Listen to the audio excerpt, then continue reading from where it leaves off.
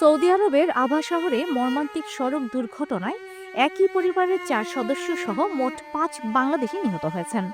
এই ঘটনায় গুরুতর আহত হয়েছেন পরিবারের আরও এক সদস্য। তিনি বর্তমানে হাসপাতালে মুমূর্ষু অবস্থায় চিকিৎসাধীন রয়েছেন।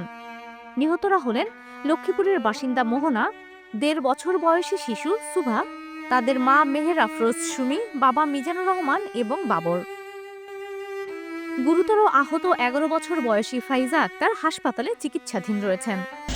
মোনা খুবই মেধাবী এবং নম্র ভদ্র মার্জিত একটা শিক্ষার্থী ছিল, এবং তার তার যে ছোট বোন ফাইজা খুবই ভালো এবং মেধাবী মেয়ে ছিল।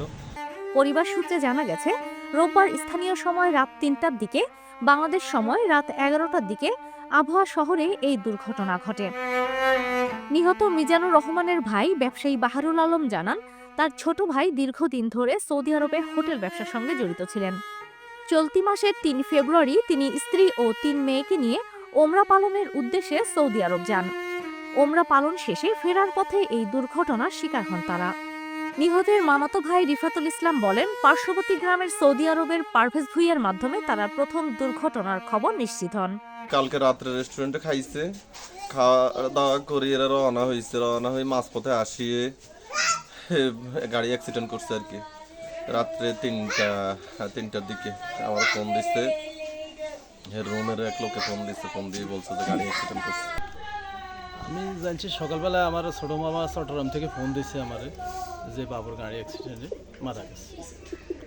ভালো মানুষ, ও কখনো কারোর সাথে মারামারি বা কিলাকিলি, কখনো ঝগড়াঝাটি কিছু করে নাই। এদিকে রামগঞ্জ থানার ভারপ্রাপ্ত কর্মকর্তা ফিরোজ উদ্দিন চৌধুরী জানান, বিষয়টি তারা অবগত হয়েছেন। নিহতদের মরদেহ দেশে আনার বিষয়ে সিদ্ধান্ত হলে প্রয়োজনীয় সহযোগিতা করা হবে। মর্মান্তিক এই দুর্ঘটনায় নিহতদের পরিবার ও স্বজনদের মধ্যে শোকের ছায়া নেমে এসেছে। স্থানীয় এলাকায় চলছে শোকের মাতম। গত কিছুদিন আগে ওনার পরিবারকে উনি উমরা হজে নেয়।